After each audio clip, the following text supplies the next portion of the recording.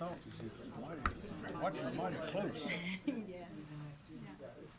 Do you ever find your hands going by?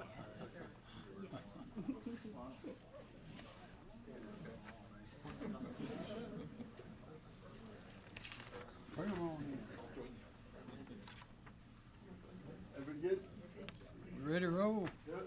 Y'all, thank you for coming again. We have with us our signer, Josie McDaniel Burkett, and now prayer, Chaplain John Denny. Good afternoon. I'm Chaplain Denny with the South Carolina National Guard. Martin Luther King Jr., he said, "We must accept finite disappointment, but never lose infinite hope." So please, if you're a praying person, I invite you to pray with me. Loving Lord, during this storm, some have experienced finite disappointments, such as disruptions of their schedules, power outages, postponed doctor's appointments, delayed starts to school, damage to some homes, or canceled flights separating them from loved ones. But we do have hope. The storm will move out. Lives will return to normal. And I pray, Lord, we hold on to infinite hope. And when we have hope, we have strength. Help us to hold on to hope together, O Lord. Amen. Thank you. Thus our motto, as I breathe, I hope, which is highly pertinent. And one prayer has been answered so far, and that is because of the storm, as a result of the storm, we've had no storm-related fatalities so far. So that's good news. We're entering the third act of this three-act play.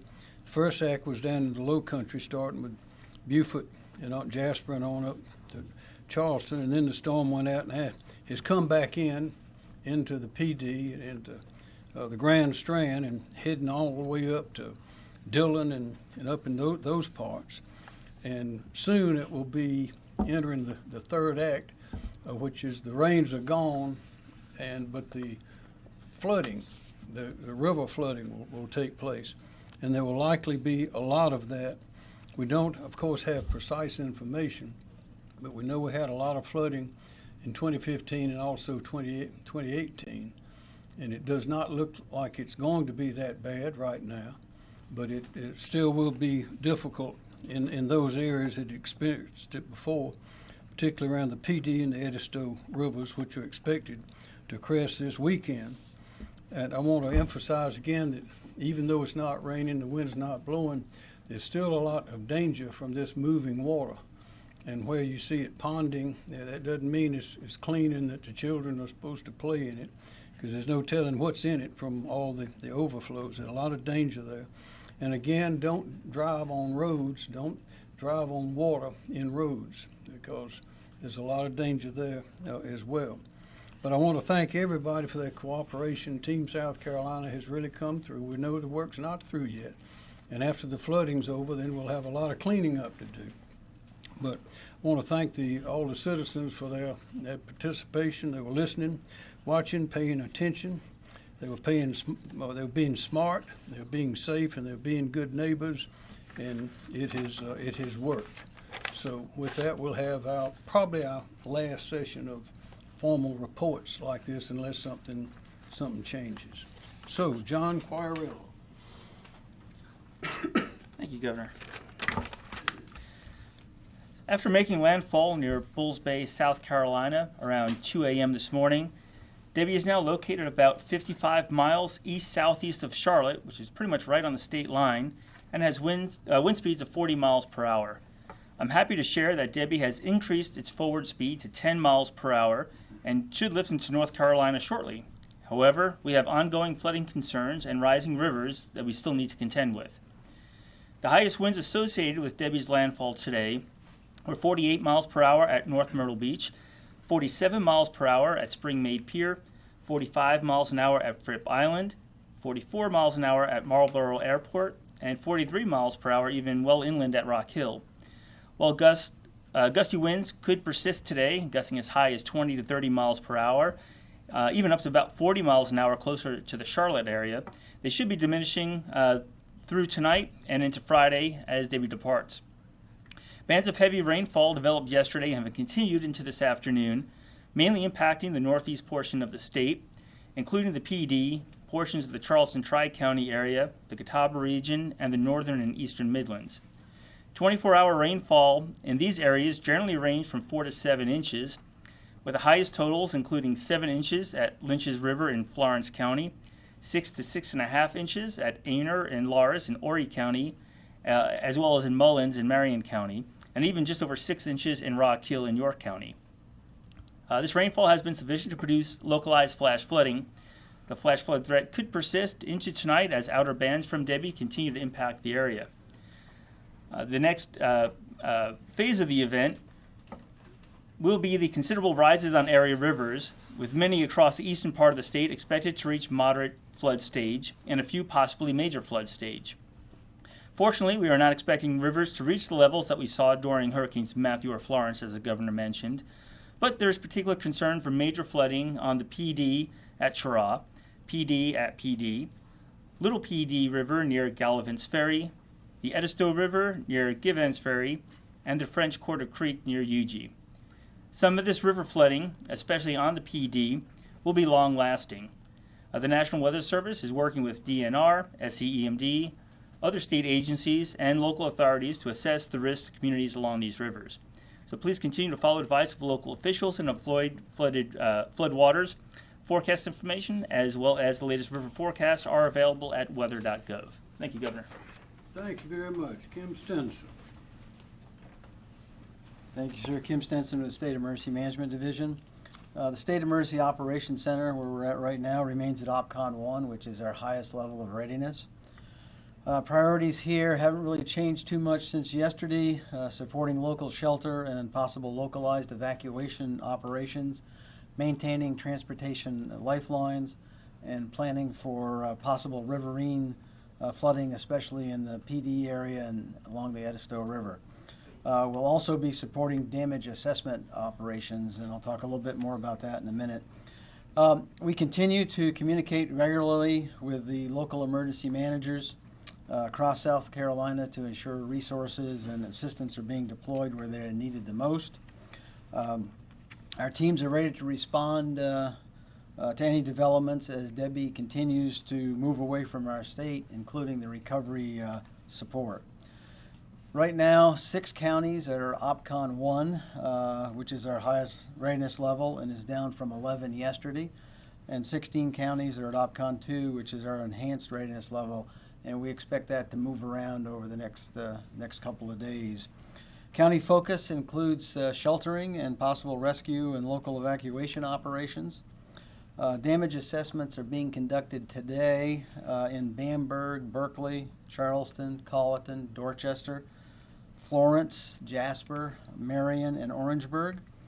Preliminary residential damage reports have been received from Berkeley, Charleston, and Colleton, with little change from yesterday, but the numbers did change slightly. We're looking right now at 70 homes with some level of damage, including 1 home that's been destroyed and 15 homes with major damage, and we'll continue to gather that information. Berkeley, Charleston, Colleton, and Horry are reporting a total of 16 businesses that have experienced some level of damage. And government infrastructure damage is being assessed and will continue to be assessed as we transition to riverine flooding operations and the resulting impacts from that. However, we'd like to note, though, that communications, which is an extremely critical part of our infrastructure, remains in excellent condition throughout the state. In the logistics area, we have fielded 213 requests ranging from sandbags to swiftwater rescue teams, of which 196 have been completed or in progress. Our public information phone system remains open for residents to call in with any questions, and that number is 1-866-246-0133. In closing, we'd like to remind everyone of several items. The first is to stay away from flooded areas and avoid taking any unnecessary risks. We also encourage the public to report any storm damage through the South Carolina Emergency Manager app, which is easily downloaded at your app store. And it's also important to stay connected with reliable sources for updates. Misinformation, as we mentioned yesterday, can be extremely dangerous, so please rely on official channels, including your local emergency management officials, for accurate information. And again, our website at scemd.org and our South Carolina Emergency Manager app remain and continue to be excellent sources of information. Thank you, sir. Thank you.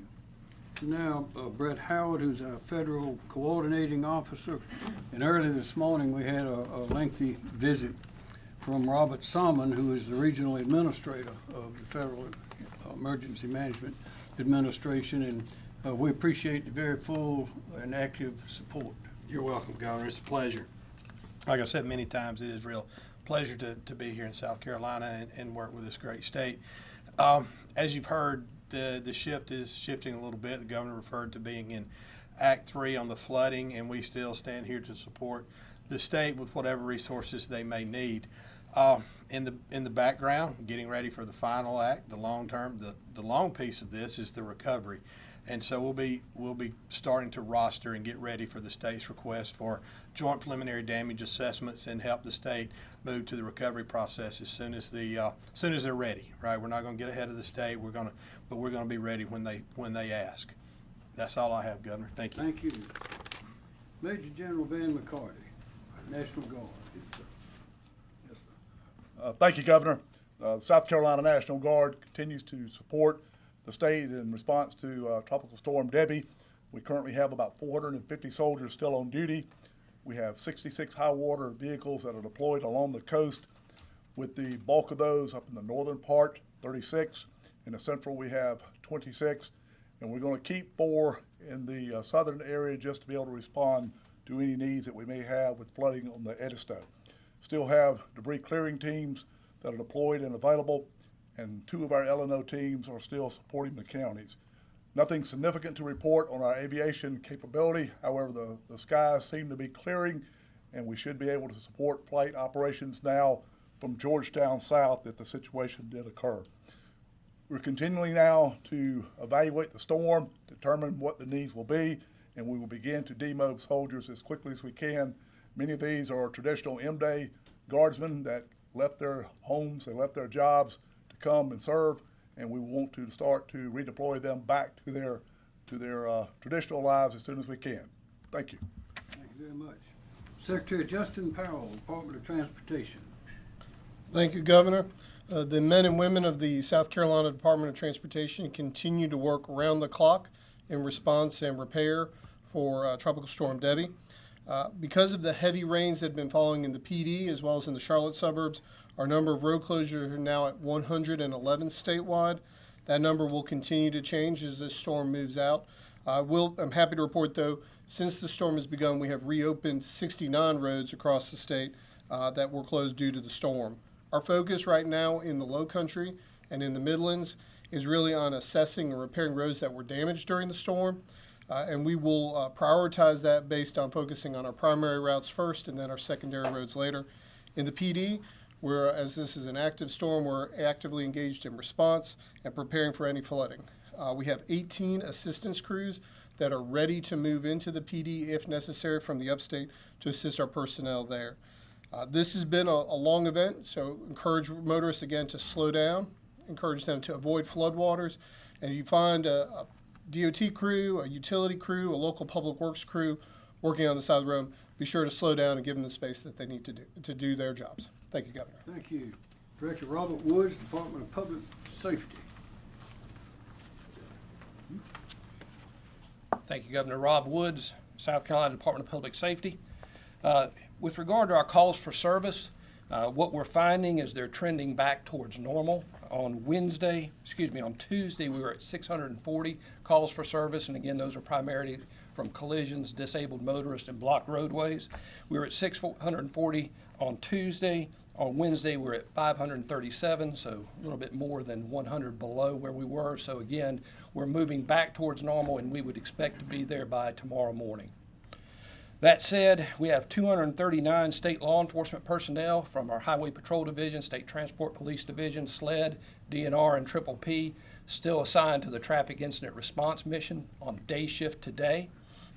Tonight, we'll start to draw down some of those personnel and getting our specialized units from the Highway Patrol and State Transport Police, as well as our state support agencies, demobilized so they can get back to their normal operations.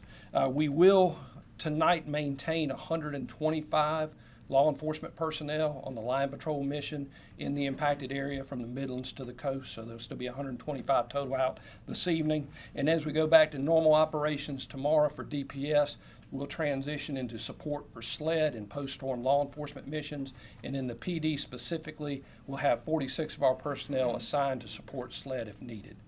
That said, again, as a reminder, avoid travel when you can. If you have to travel, just be extra cautious while you're driving. Thank you, Governor. Thank you. Chief Mark Keels, State Law Enforcement Division. Good afternoon, Mark Keel, Chief of SLED. Again, SLED, DNR, Triple P, South Carolina Department of Corrections personnel, South Carolina Criminal Justice Academy personnel have 64 officers or agents that are supporting 4 missions across the state. 41 agents and officers have been supporting the Highway Patrol in Troops 5, 6, and 7. At 7 p.m. tonight, agents and officers that have been assigned to Troops 6 and 7 will begin to demobilize. And at 7 a.m. in the morning, the rest of those agents and officers that are supporting the Highway Patrol will demobilize and return to normal operations or be ready to assist other agencies or other counties that are needed. We have 4 agents and officers continuing to assist in Dorchester County Sheriff's Office with directed patrols and monitoring the roadways for flooding. We have 7 boat teams, 7 DNR and 7 SLED agents staged to assist patrol and evacuation missions in areas anticipated to flood. That coverage extends from Lakeview and Dillon to Hemingway in Williamsburg County along the PD River. We also have officers that are assigned here at SEOC that will continue to provide security here at the SEOC while it's open. Future operations, ESF 13, again, DNR, SLED, Triple P are planning river patrols along the Waccamaw River in Horry County and the Edisto River in Colleton County beginning Friday, August the 9th. We'll have 5 boat teams comprised of 1 DNR, 1 SLED, and 1 Triple P officer that'll be assigned to patrol and monitor the Waccamaw River and Intercoastal Waterway, and we'll have 2 boat teams comprised of the same personnel assigned to patrol and monitor the Edisto River.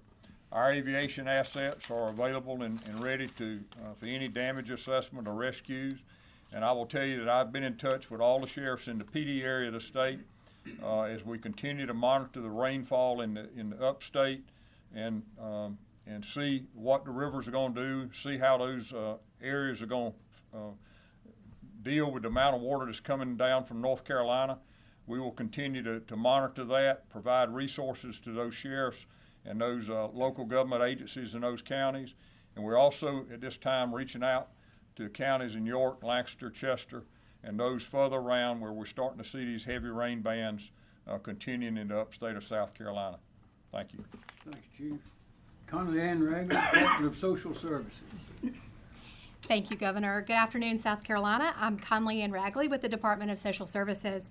Our DSS mass care teams are continuing to be deployed to emergency operation shelters and shelters across the state to support all of the affected counties. We've begun closing many of the shelters open at the request of counties in response to Tropical Storm Debby.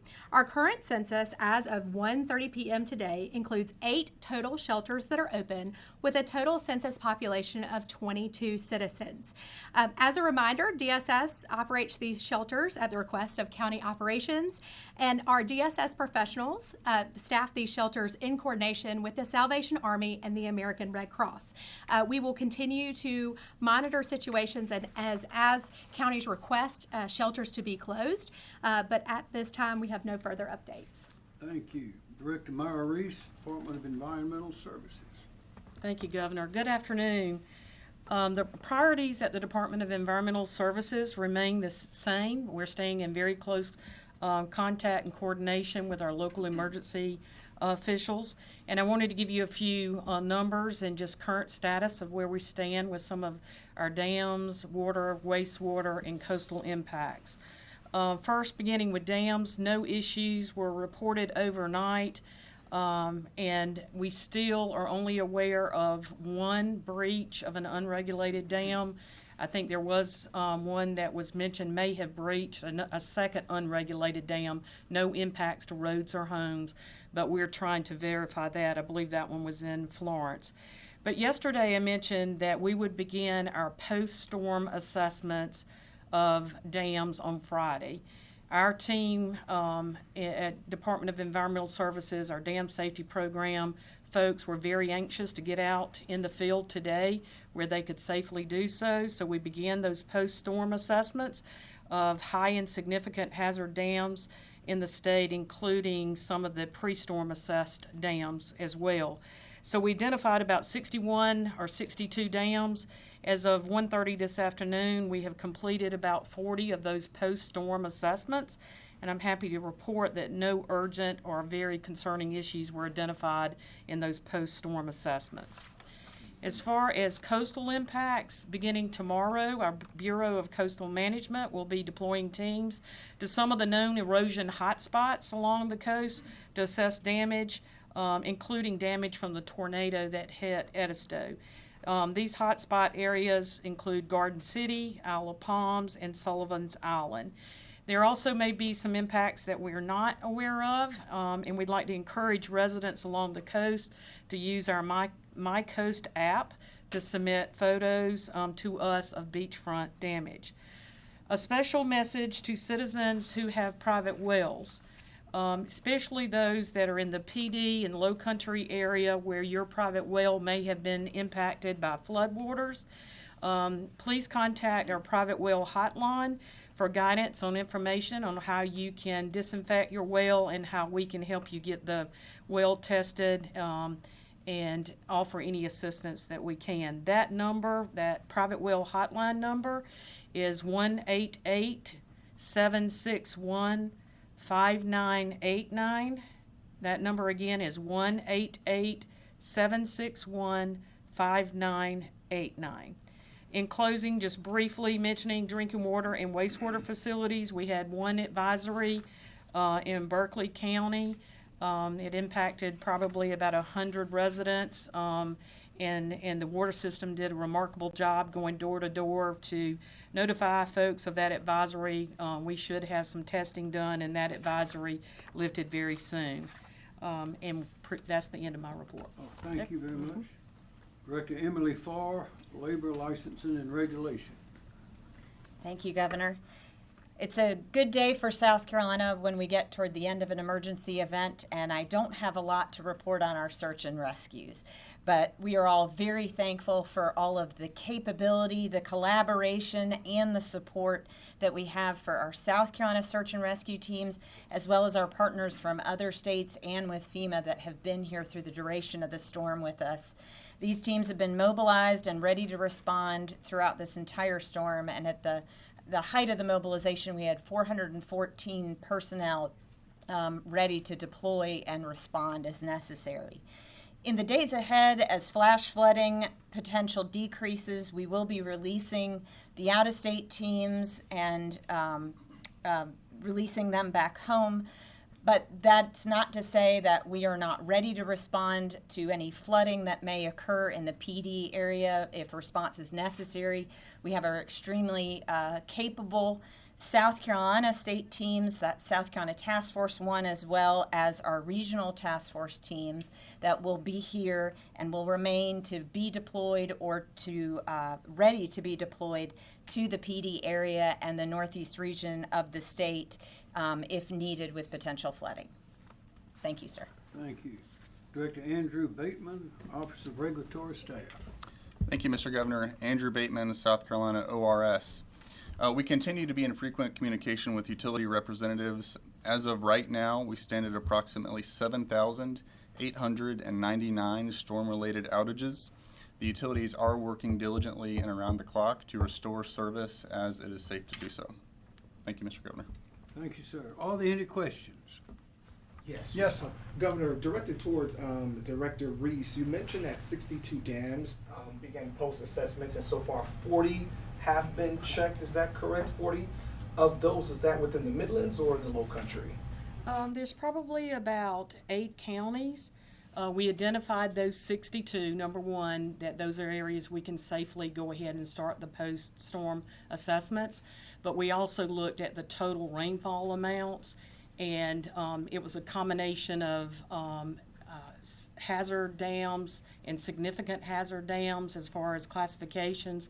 And also I think about 8 of the 11 pre-storm assessed dams that we did before. So currently, so far, there's no urgent issues that need immediate action. So we just feel like that's a really good sign for us so far. And we will continue those post-storm assessments through the weekend. I want to emphasize everyone is saying so far because it's not over yet. Any more questions? Yes, sir. For Director Powell or Secretary Powell, there's been a lot of talk about inspecting dams. What about bridges, particularly with rising river waters? Are there any bridges that you're inspecting or keeping an eye on ahead of that? Sure. So, I mean, obviously, what we will do after a flooding event, so we will look at if a bridge gets closed, and there have been bridges closed because of the floodwaters. We will send out a bridge inspection team right after there, and they will go look at the bridge. And if there's any findings, we'll keep the bridge closed. But right now, everything we've seen so far is we're able to reopen the bridge. If there's approaches are typically what wash out during the storm, and we'll get in there and repair it as quickly as possible. Do you have a sense about how many bridges have been closed by the storm so far? I believe it's around 30, but I can get you the confirmed number. Secretary Powell, as far as the road closures in the Midlands, where are those located and when do you expect those to open back up? Sure. So there's several in Richland County. Some of them were already closed beforehand due to some of those rains we had beforehand.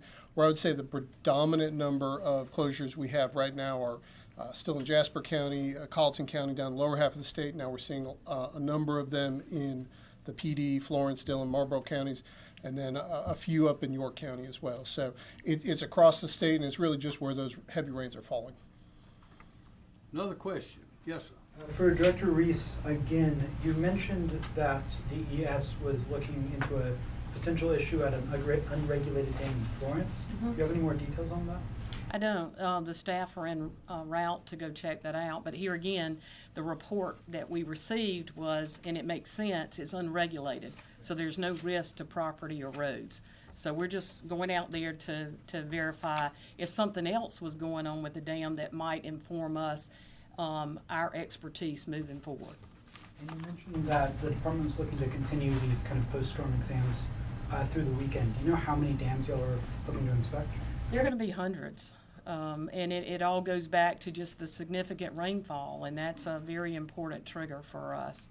So there'll be hundreds. We will keep a tally and information on our website so folks will know exactly what we're checking and where we are. Any more questions? Yes. Question for There's one over there. For Conley Ann, can we get an update on how many shelters have closed to this point, in addition to the 8 that are open? You want to come in? I like the doorway. Great question. Thank you for that. We currently, as I mentioned, have 8 shelters that are open. During the course of the storm, we have closed 10 shelters, and they're in the following counties: Beaufort 2, Berkeley 2, Charleston 1, Dorchester 2, Georgetown 1, Jasper, and Orangeburg. We're slated also for 4 shelters to close by 3 o'clock today, and those are located, another one in Charleston, 2 facilities in Florence, and 1 in Williamsburg. Our total capacity at the high point of the storm was 127 individuals for census. You got to know. Director Bateman, before I came over, I was checking. It looks like there's some fairly significant power outages in Greenville and Spartanburg. Do you know if those are storm related? I'm unaware of the outages in Greenville. I am aware that the 2 counties with the most storm-related outages as of 1 p.m. were York County with about 3,100 and Spartanburg County with a little over 2,200. Okay. Thank you. Yes, sir. Another question. Well, thank you very much. We just want to remind everybody out there that it's not over yet. We've passed some dangers, but there's still plenty, so don't let your guard down yet. Thank you very much.